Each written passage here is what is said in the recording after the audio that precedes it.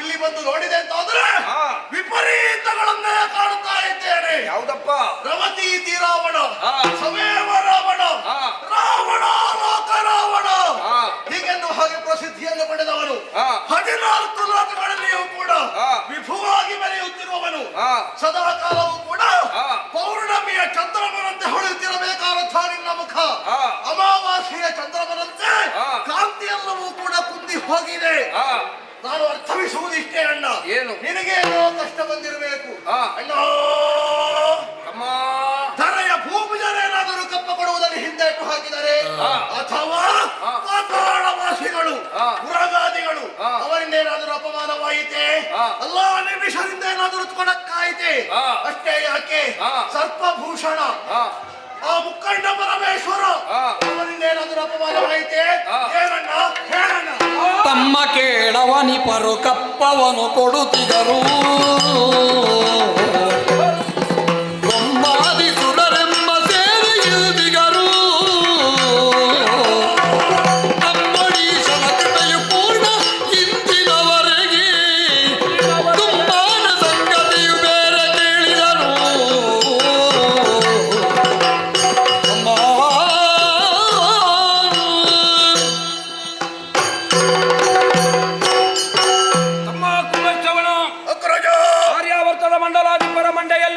ಮುಕುಟಮಣಿ ನಮ್ಮ ಭಂಡಾಗಾರವನ್ನು ಸೇರಿದೆ.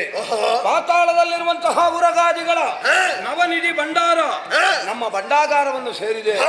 ಮುಕ್ಕೋಟಿ ದೇವತೆಗಳು ನಮ್ಮ ಮನೆಯ ಉಳಿಗದ ಆಳುಗಳಾಗಿದ್ದಾರೆ. ಹೆಚ್ಚೇನು ನಮ್ಮ ಕುಲದೇವನಾದಂತಹ ಶಂಕರ ಅವನ ದಯ ಎನ್ನುವುದು ಇಂದಿನವರೆಗೂ ಪೂರ್ಣದಿಂದಲೇ ನಮಗುಂಟು. ಹಾಗಾದರೆ ಯಾಕಂಡ ಚಿಂತೆ? ನನ್ನ ದುಮ್ಮಾನದ ಸಂಗತಿಯೇ ಬೇರೆಂಟು. ಉತ್ತರದ ಎತ್ತರದಲ್ಲಿರುವಂತಹ ಅಯೋಧ್ಯೆ, ಅಲ್ಲಿಯ ಚಕ್ರವರ್ತಿ ದಶರಥ, ಅವನಿಗೆ 3 ಮಂದಿ ಹೆಂಡತಿಯರಲ್ಲಿ 4 ಮಕ್ಕಳು. ಅಣ್ಣ ಈಗ ಚಿಂತೆ ಏನೆಂಬುದಾಗಿ ಪ್ರಶ್ನಿಸಿದ್ರೆ ಉತ್ತರದ ಎತ್ತರದಲ್ಲಿರುವಂತಹ ಸಾಕೇತದ ವಿಷಯವನ್ನು ಹೇಳುತ್ತಾ ಇರುವೆ. ಇದಕ್ಕೂ ಅದಕ್ಕೂ ಏನು ಸಂಬಂಧ ಅಣ್ಣಯ್ಯ? ಕತೆ ಪ್ರಾರಂಭ ಆಗುವುದೇ ಅಲ್ಲಿಂದ. ಹೇಗದು? ರಾಮ ಲಕ್ಷ್ಮಣ ಭರತ ಶತ್ರುಘ್ನ ಎನ್ನುವ ಹಾಗೆ ಹಿರಿಯನಾದಂತಹ ರಾಮ, ತಮ್ಮನಾದಂತಹ ಲಕ್ಷ್ಮಣ, ಮಡದಿಯಾದಂತಹ ಸೀತೆ ಸಹಿತವಾಗಿ ತಂದೆಯ ಮಾತಿಗೆ ಬೇಕಾಗಿ, ತಾಯಿಯ ಮಾತನ್ನು ಉಳಿಸುವುದಕ್ಕೆ ಬೇಕಾಗಿ ವನವಾಸಕ್ಕೆ ಎನ್ನುವ ಹಾಗೆ ಹೊರಟನಂತೆ. ಒಳ್ಳೆಯ ಪದ. ಬಂದು ಸೇರಿದ್ದು ನಮ್ಮ ಅಂಕೆಗೆ ಒಳಪಟ್ಟಂತಹ ಜನಸ್ಥಾನವನ್ನು. ನಮ್ಮ ಅಂಕೆಯಲ್ಲಿರುವಂತಹ? ಹೌದು. ನಿನಗೆ ಪ್ರತ್ಯೇಕವಾಗಿ ಹೇಳಬೇಕಾಗಿಲ್ಲ. ತಂಗೆಯಾದಂತಹ ಶೂರ್ಪನಕ್ಕೆ ಗಂಡನನ್ನು ಕಳಕೊಂಡಂತಹ ದುಃಖವನ್ನು ನಿವಾರಿಸುವುದಕ್ಕೆ ಕರ ದೂಷಣ ತ್ರಿಶಿರಾದಿಯಾಗಿ 14,000 ರಾಕ್ಷಸರ ಬೆಂಗಾವಲಿನೊಂದಿಗೆ ಸ್ವೇಚ್ಛೆಯಿಂದ ವಿಹರಿಸುವುದಕ್ಕೆ ಬಿಟ್ಟಿದ್ದೇನೆ. ನೀನೇ ಕಳುಹಿಕೊಟ್ಟವ. ವಿಹರಿಸ್ತಾ ಇದ್ದಳಂತೆ. ರಾಮನ ತಮ್ಮನನ್ನು ಕಂಡಳಂತೆ. ರಾಮನ ಮಡದಿಯಾದಂತಹ ಸೀತೆಯನ್ನು ಕಂಡಳಂತೆ. ನನಗೆ ಅನುಕೂಲ ಎನ್ನುವ ಹಾಗೆ ಭಾವಿಸಿ ಅವಳನ್ನು ಎಳೆತರುವುದಕ್ಕೆ ಹೋದ್ರೆ ಆ ರಾಮನ ತಮ್ಮ ಲಕ್ಷ್ಮಣ ಹಂಗಿಸಿದರೆ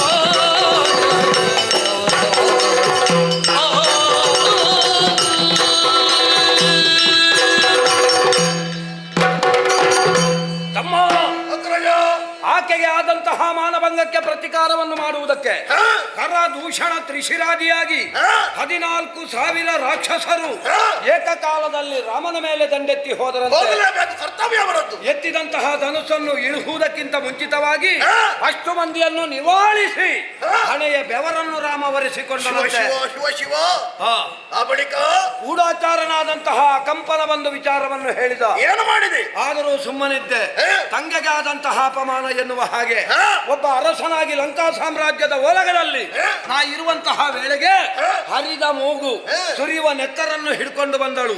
ಪ್ರಜೆಗೆ ಆದಂತಹ ಅಪಮಾನಕ್ಕೆ ಪ್ರತಿಕಾರವನ್ನು ಮಾಡಬೇಕು ಎನ್ನುವಂತಹ ಸಂಕಲ್ಪವನ್ನು ಅರಸನಾಗಿ ನಾನು ಹೊತ್ತೆ. ಏನು ಮಾಡಿದೆ? ಮಾಮನಾದಂತಹ ಮಾರೀಚನನ್ನು ಸ್ವರ್ಣಜಿಂಕೆಯ ಪ್ರಕರಣವೊಂದನ್ನು ಸೃಷ್ಟಿಸಿ ಆ ಸೀತೆಯನ್ನು ಅಪಹಾರ ಮಾಡಿದೆ, ಮಾಯೆಯೊಂದನ್ನು ಪ್ರಕಟಿಸಿದೆ. ಹೌದು. ಆದರೆ ರಾಮ ಸುಮ್ಮನಿರಲಿಲ್ಲ. ಏನು ಮಾಡಿದ?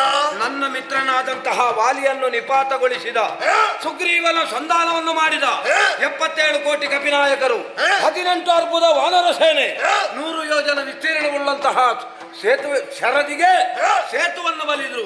ಸುವೇಲಾದ್ರ ತಪ್ಪಲಲ್ಲಿ ಬಂದು ಬೀಡನ್ನು ಬಿಟ್ಟರು. ಸುಗ್ರೀವನ ಸಂಧಾನ, ಅಂಗದನ ಸಂಧಾನ, ಆಂಜನೇಯನ ಸಂಧಾನ ವಿಫಲವಾಯಿತು. ಅಮ್ಮನಾದಂತಹ ವಿಭೀಷಣ 4 ಜೊತೆಯಲ್ಲಿ ಅವರ ಪಾಳಯವನ್ನು ಸೇರಿಕೊಂಡ. ಯುದ್ಧವೇ ಬದ್ಧ ಎನ್ನುವ ಹಾಗೆ ನನ್ನ ಛತ್ರಖಂಡನವನ್ನು ಮಾಡಿದ್ರು. ಮಾತ್ರ ಅಲ್ಲ, ಕಿರೀಟವನ್ನು ಅಪಹರಿಸುವುದಕ್ಕೆ ಸುಗ್ರೀವ ಪ್ರಯತ್ನ ಪಟ್ಟ. ಪ್ರತಿಕಾರವನ್ನು ಮಾಡುವುದಕ್ಕೆ ನರಾಂತಕ, ದೇವಾಂತಕ, ಶೋಣಿತಾಂಬಕ, ಯೂಪಾಂಬಕ, ಪ್ರಹಸ್ತ, ಅತಿಕಾಯ ಮೊದಲಾದವರನ್ನು ಕಳುಹಿಸಿದೆ. ಏನಾಯಿತು ಪರಿಣಾಮ? ಕಾಲನ ಆಲಯವನ್ನು ಸೇರಿಕೊಂಡರು. ನಿನ್ನೆ ದಿವಸದಲ್ಲಿ ಇಂದ್ರಾರಿಯನ್ನು ಕಳುಹಿಸಿದೆ. ಪ್ರಥಮ ಯುದ್ಧ ಇಂದ್ರಾರಿಯಿಂದ ಪ್ರಾರಂಭವಾಯಿತು. ನಾಗಾಸ್ತ್ರ ಪ್ರಯೋಗವಾಗಿದೆ. ರಾಮನ ಪಾಲಿಗೆ ಜಯವಾಗಿದೆ. ಮಿತ್ರ, ಪುತ್ರ, ಕಳತ್ರಾದಿಗಳನ್ನು ಕಳಕೊಂಡು ಒಬ್ಬಂಟಿಗನಾಗಿ ನಾನು ನಿಂತಿದ್ದೇನೆ. ಯುದ್ಧಕ್ಕೆ ಯಾರೂ ಇಲ್ಲ ಎನ್ನುವಂತಹ ಸಂದರ್ಭದಲ್ಲಿ ಎಳೆವೆಯಿಂದಲೂ ನನ್ನ ಜೊತೆಯಲ್ಲಿ ಒಡನಾಡಿಯಾಗಿದ್ದವ ನೀನು. ನನ್ನ ಸಂಕಷ್ಟಕ್ಕೆ ನಿನ್ನನ್ನೇ ಎಬ್ಬಿಸಬೇಕು ಎನ್ನುವ ಕಾರಣದಿಂದ ಎಬ್ಬಿಸಿದ್ದೇನೆ. ಹೋಗು, ಪವರ ಕೊಡು. ಅಣ್ಣ, ಸನ್ನಿಧಾನದಲ್ಲಿ 2 ಮಾತನ್ನು ಭಿನ್ನವಿಸುವುದಕ್ಕೆ ಅವಕಾಶವಿದೆ. ಮಾತುಳನ ಮತವ ಮಿರ್ದು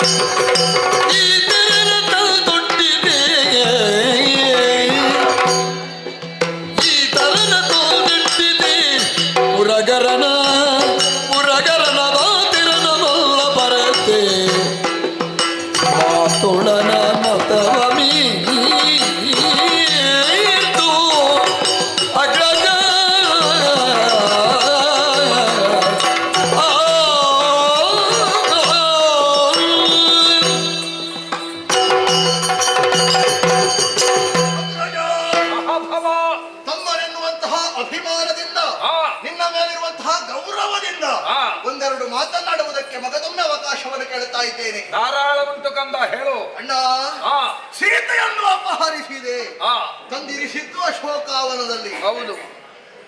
ಯಾಕಾಗಿ? ರಾಮ ಬರಬೇಕು ಎನ್ನುವ ಕಾರಣದಿಂದ. ರಾಮ ಬರಬೇಕು ಎನ್ನುವಂತಹ ಕಾರಣದಿಂದ.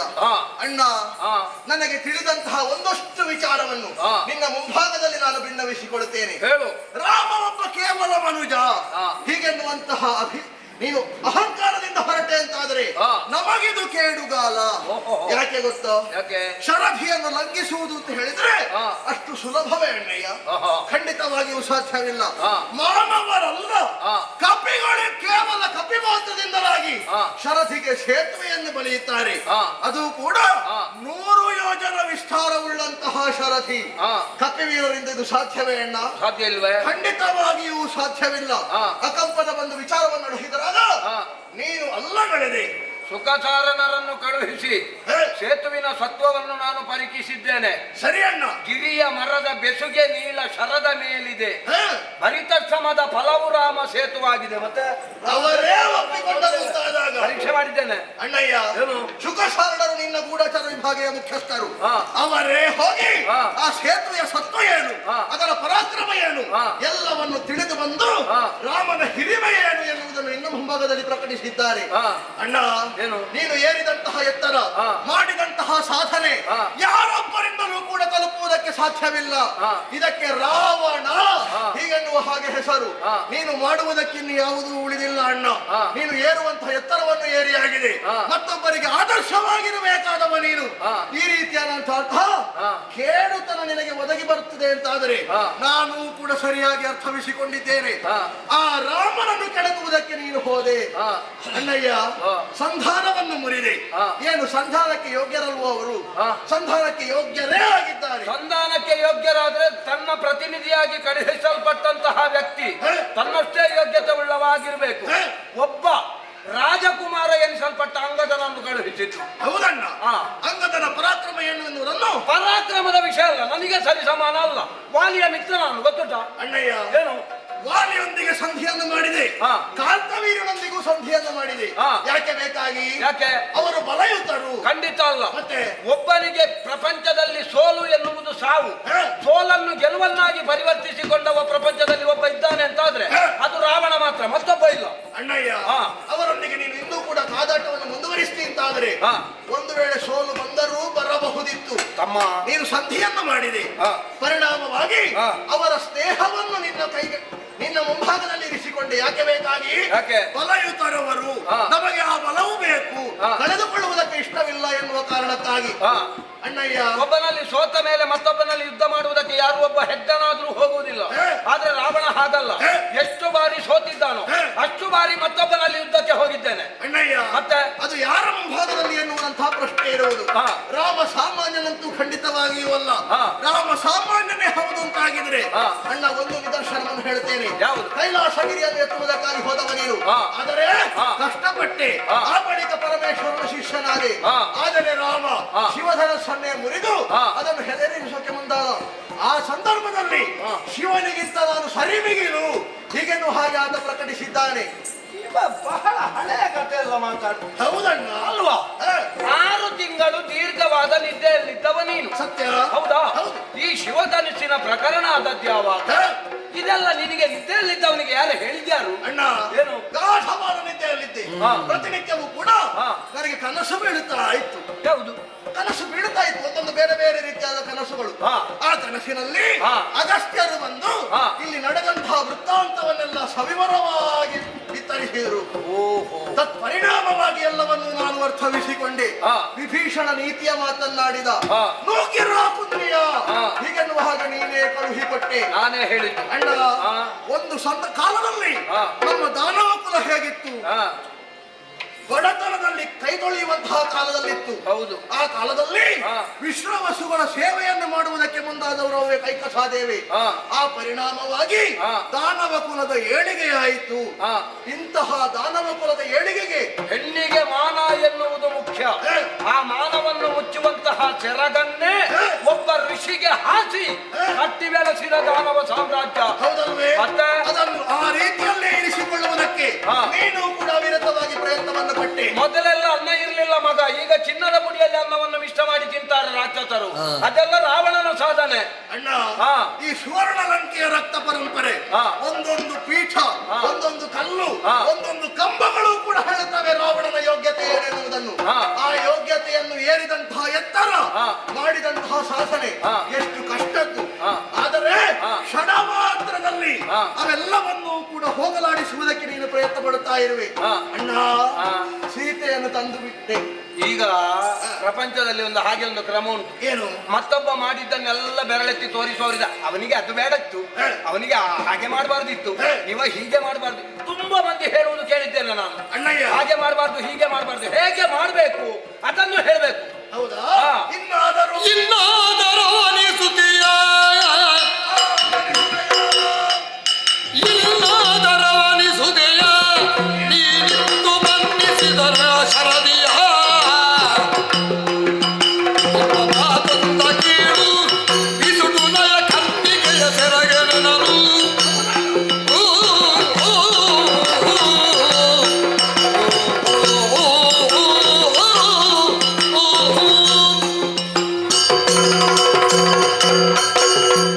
ಏನು? ಏನು ಮಾಡಬೇಕು ಹಾ. ಹೀಗೆಂದು ಹಾಗೆ ಪ್ರಶ್ನೆಯನ್ನು ಇಡ್ತಾ ಇದ್ದೀವಿ. ಅದು ಏನು ಮಾಡ್ಬೇಕು ಅಂತ ಕೇಳಿದ್ರೆ ಯಾರಲ್ಲೂ ಉತ್ತರ ಇಲ್ಲ. ಹಾ. ಈಗ ನಿನ್ನಲ್ಲಿ ಉಂಟಾ? ನಮ್ಮಲ್ಲಿ ಉತ್ತರವಿದೆ. ಯಾವುದು? ಅಣ್ಣಯ್ಯ ಹಾ ಮಾರೀಚ ಹಾ ಅನುಭವಿ. ಹಾ ಆದರೆ ಹಾ. ಅಲ್ಲಿ ನಡೆದಂತಹ ವಿದ್ಯಮಾನ ಎಲ್ಲವೂ ಕೂಡ ಹಾ. ಸರಿಯಾಗಿ ಆತನಿಗೆ ತಿಳಿದಿದೆ. ಹಾ. ಮಾಯಾಜಿಂಕೆಯ ಪ್ರಕರಣ ಹಾ. ಬೇಡ ಎನ್ನುವ ಹಾಗೆ ಆತನೇ ಬಂದು ನಿಮ್ಮಲ್ಲಿ ವಿಚಾರವನ್ನು ಅರುಹಿದ್ರ. ಹಾ. ಯಾಕೆ ಬೇಕಾಗಿ ಹಾ. ಆ ರಾಮ ಸಾಮಾನ್ಯನಲ್ಲ, ಹಾ. ಲಕ್ಷ್ಮಣ ಸಾಮಾನ್ಯನಲ್ಲ, ಹಾ. ಕೇವಲ ಮಾನವರೇ ಹೌದು ಅಂತಾದರೆ ಹಾ. ನಮ್ಮನ್ನು ತಾಗುವುದಕ್ಕೆ ಸಾಧ್ಯವೇ? ಹಾ. ಖಂಡಿತವಾಗಿಯೂ ಇಲ್ಲ. ಆ ಮುದುಕನಿಗೆ ಮಾನವಾತ್ರದಲ್ಲಿ ಹಾರಿಸಿದ ಮೇಲೆ ತಲೆ ಹಾಳಾಗಿದೆ. ಎಂತ ಮಾತಾಡ್ತಾನೆ ಅಂತೆಲ್ಲ ಒಟ್ಟಾರೆ ಮಾತಾಡುದೇವ. ಖಂಡಿತವಾಗಿಯೂ ಮಾತಾಡುದೇವ. ಆತ ಮುದುಕನಾಗಿರಬಹುದು, ಹಾ. ವಯೋವೃದ್ಧ, ಹಾ. ಜ್ಞಾನವೃದ್ಧನೂ ಹೌದು. ಹಾ. ಆತನ ಯೋಗ್ಯತೆ, ಹಾ. ಆತನ ಹಿರಿಮೆ, ಹಾ. ಆತನ ಅನುಭವ ಹಾ. ನಮ್ಮ ಈ ಲಂಕಾ ರಾಷ್ಟ್ರಕ್ಕೆ ಬುನಾದಿಯಾಗಿದೆ. ಓಹೋ. ಅಣ್ಣ, ಹಾ ಒಂದು ಸರಿಯಾಗಿ ಆಲೋಚನೆಯನ್ನು ಮಾಡು. ಹಾ. ಕೇವಲ ಮಾನವನೇ ಹೌದು ಅಂತಾದ್ರೆ ಹಾ. 14,000 ರಾಕ್ಷಸರು, ಹಾ. ಖರದೂಷಣರು ಹಾ. ಕ್ಷಣ ಮಾತ್ರದಲ್ಲಿ ಕೊಲ್ಲುವುದಕ್ಕೆ ಸಾಧ್ಯವೇ? ಅದೊಂದು ನನಗೆ ಇವತ್ತು ಪ್ರಶ್ನೆ. ಖಂಡಿತವಾಗಿಯೂ ಇಲ್ಲ. ಹಾ. ಪ್ರಶ್ನೆ ಇಲ್ಲ ಅಣ್ಣ. ಹಾ. ಉತ್ತರವೇ ಹಾ. ಅವ ನಮಗಿಂತ ಯೋಗ್ಯತಾವಂತನಿದ್ದಾನೆ. ಓಹೋ. ಹಾಗಾದರೆ ಹಾ. ನಾವೀಗ ಏನು ಮಾಡಬೇಕು? ಏನ್ ಮಾಡ್ಬೇಕು? ಒಂದೇ ಒಂದು ಕೆಲಸ. ಯಾವುದು? ಇನ್ನಾದರೂ ಅವನಿಸುತ್ತೆಯ ಅವನಿಸುತ್ತೆಯ ಆ ಸೀತೆಯನ್ನು ಹಾ. ರಾಮನ ಪದಗಡದಲ್ಲಿ ಹೋಗಿ ಒಪ್ಪಿಸಬೇಕು. ಹಾ. ರಾಮ, ಹಾ. ನಾವು ಮಾಡಿದ್ದು ತಪ್ಪಾಯಿತು, ಹಾ. ಸರ್ವದಾ ಅಪರಾಧವಾಯಿತು, ಹಾ. ನಮ್ಮ ತಪ್ಪನ್ನು ಮನ್ನಿಸಬೇಕು ಎನ್ನುವ ಹಾಗೆ ಕೇಳಿಕೊಳ್ಬೇಕು. ಹಾ. ಅಣ್ಣ, ಆದರೆ ಒಂದು, ಹಾ. ನಿನಗೆ ಹೋಗುವುದಕ್ಕೆ ಕಷ್ಟವಾಗುತ್ತದೆ ಅಂತಾದರೆ ಹಾ. ಒಂದು ಕೆಲಸವನ್ನು ಮಾಡು. ಏನು? ನನ್ನನ್ನು ಕಳುಹಿಕೊಡು. ಹಾ. ನನ್ನ ತಲೆ ಎಷ್ಟು ಕೆಳಗೆ ಬೇಕಾದರೂ ಬಾಗುತ್ತದೆ, ಹೌದಾ? ನಾನು ಹೋಗುತ್ತೇನೆ, ಹಾ. ಸೀತೆಯನ್ನು ಒಪ್ಪಿಸುತ್ತೇನೆ. ಹಾ. ಆ ಬಳಿಕ ಹಾ. ಜೀವ ಭಿಕ್ಷೆಯನ್ನು ಕೇಳುತ್ತೇನೆ. ಹಾ. 4 ದಿವಸ ಬದುಕುವುದಕ್ಕೆ ಅವಕಾಶ ಕೊಟ್ಟಾಗ ಈ ಪರಿ ನಿನ್ನಯ ಮನದೊಳಗೆ ಹೇಳ್ತಾರೆ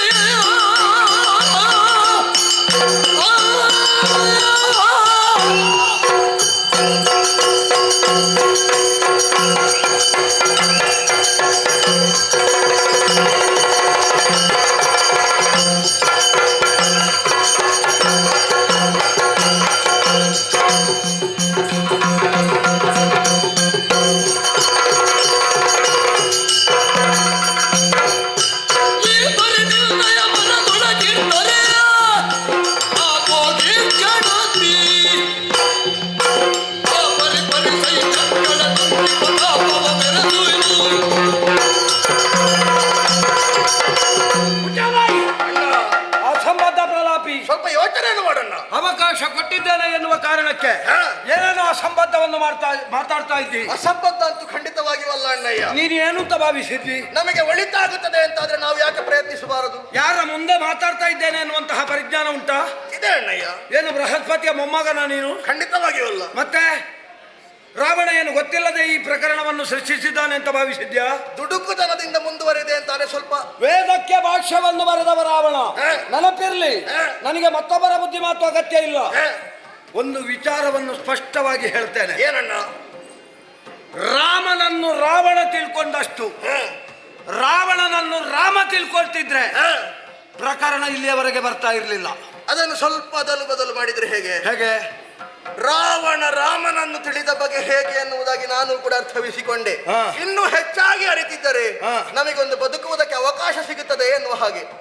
ಹಸಿ ಮಾಂಸ, ಹೇ. ಬಿಸಿ ರಕ್ತ, ಹೇ. ಹುಳಿ ಹೆಂಡ ಹೇ. ಕುಡಿದು ತಿಂದು ಹೇ. ಸಂಸ್ಕಾರ ವಿಹೀನರಾಗಿ ಭಾವಿಸುವಂತಹ ಹೇ. ವ್ಯವಹರಿಸುವಂತಹ ಕಾಟು ರಕ್ಕಸರನ್ನು ಕಟ್ಟಿದ್ದಲ್ಲ ದಶಕಂಠ. ಏನು ಛೇ. ಮಾಲ್ಯವಂತ ಸುಮಾಲಿಯರಿಂದ ಹೇ. ಬರಲಾಗಿ ಹೋಗಿದ್ದ ಹೇ. ಈ ಬರಡು ಲಂಕೆಯನ್ನು ಹೇ. ಕನಕ ಲಂಕೆಯಾಗಿಸುವಲ್ಲಿ ಹೇ. ನನ್ನ ಸಾಧನೆ ಎಷ್ಟು ಅಂತ ನನಗೆ ಗೊತ್ತುಂಟು. ಅಣ್ಣಯ್ಯ, ಹಾ. ನೀನು ಬೆಳೆಸಿದಂತಹ ಕೀರ್ತಿ ಸೌಧಕ್ಕೆ ಹಾ. ಒಂದೊಂದು ಕಂಬಗಳ ಹಾಗೆ ಇರುವವರು ನಾವುಗಳು ನಮಗೆ ಸರಿಯಾಗಿ ಗೊತ್ತಿದೆ. ಹಾ. ಹೇ. ತಮ್ಮನಾದಂತಹ ವಿಭೀಷಣ ಹೇ. ನಾನು ಹೋಗ್ತೇನೆ ಅಂತ ಹೇಳಿದ. ಹೇ. ಲೆಕ್ಕಿಸ್ಲಿಲ್ಲ. ಹೇ. ಹೋಗು ಇನ್ನಾದರೂ ಕರೆತರುವ ಬೇಡ. ಇಂದ್ರಜಿತ್ತು ಹೇಳಿದಂತಹ ಒಂದು ಮಾತು ಏನು? ಸೀತೆಯನ್ನು ತಂದ ಬಗ್ಗೆ ನಿಮ್ಮ ಅಭಿಪ್ರಾಯ ಏನು ಅಂತ ಸಭೆಯಲ್ಲಿ ಹೇಳಿದಾಗ ಇಂದ್ರಾರಿ ಒಂದು ಮಾತನ್ನು ಹೇಳಿದ್ದ. ಏನು? ತಂದದ್ದು ತಪ್ಪು, ತಂದ ಮೇಲೆ ಕೊಡುವುದು ಅದಕ್ಕಿಂತ ದೊಡ್ಡ ತಪ್ಪು ಅಂತ. ನನಗೆ ಅಂತದ್ದು ಬೇಕು. ಅಣ್ಣಯ್ಯ, ನೀನು ಹೇಳಿದ್ದನ್ನೆಲ್ಲ ಒಪ್ಪಿಕೊಳ್ಳುವುದಕ್ಕೆ ಇರುವ ದಶಕಂಠ ಅಲ್ಲ. ಆದರೆ ರಾಮನ ಯೋಗ್ಯತೆ ಏನೆಂಬುದಾಗಿ ತಿಳಿದ ಬಳಿಕವಾದರೂ ರಾಮನ ಯೋಗ್ಯತೆ ನಿನಗಾಗಿರಬಹುದು, ನನಗಲ್ಲ. ನಿನಗೆ ಅಷ್ಟು ಹೆದರಿಕೆ ಆಗ್ತದೆ ಅಂತ ಇದ್ರೆ ನನ್ನದೇನೂ ಆಕ್ಷೇಪ ಇಲ್ಲ. ಮತ್ತೆ ಹೋಗಿ ರಾಮನ ಮರೆಯನ್ನು ಸೇರಿಕೊಳ್ಳಬಹುದು. ಅದಲ್ಲದಿದ್ರೆ ರಾಮ ರಾಮ ರಾಮ ಅಂತ ರಾಮ ಭಜನೆ ಮಾಡಿಕೊಂಡು ಇಲ್ಲಿ ಅನ್ನ ತಿನ್ನಬಹುದು. ಕೋಟಿ ಕೋಟಿ ಸಂಖ್ಯೆಯಲ್ಲಿ ರಾಕ್ಷಸರು ದುಡಿಯದೆ ಅನ್ನ ತಿಂತಾ ಇದ್ದಾರೆ. ಎಷ್ಟು ಮಂದಿ ತಿಂತಾ ಇದ್ದಾರೆ ಗೊತ್ತುಂಟು ನಮ್ಮಲ್ಲಿ. ಅವರ ಸಾಲಿನಲ್ಲಿ ನೀನು ಸೇರಿಕೋ. ಆದ್ರೆ ಒಂದು ಕೆಲಸ ಮಾಡು, ಮೀಸೆಯನ್ನು ಬೋಳಿಸು, ಬಲೆಯನ್ನು ತೊಟ್ಟುಕೋ, ರಣ ಹೇಳಿ ನಪುಂಸಕ ಮರಿ ಲೋಕೇಶನ ಮೆಚ್ಚಲು ಕಾದುವೆ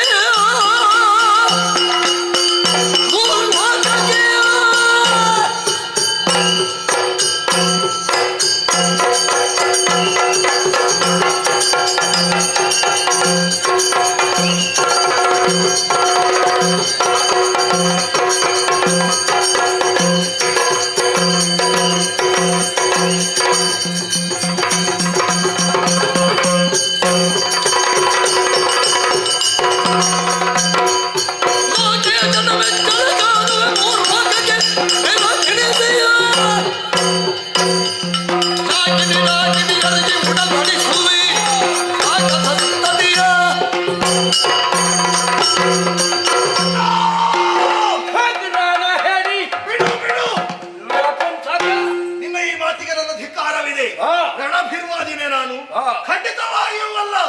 ಹೋಗುತ್ತದೆ ಪ್ರಾಣ ಎನ್ನುವುದರಿಂದ ಕೇವಲ ಪಳ್ಳಾಯನ ಸೂತ್ರವನ್ನು ಪಠಿಸುವುದಕ್ಕೆ ಮುಂದಾದದ್ದಲ್ಲ, ನಮಗೆ ಒಳಿತಾಗಲಿ ಎನ್ನುವ ಕಾರಣಕ್ಕಾಗಿ ಈ ಮಾತುಗಳನ್ನು ಆಡಿದೆ.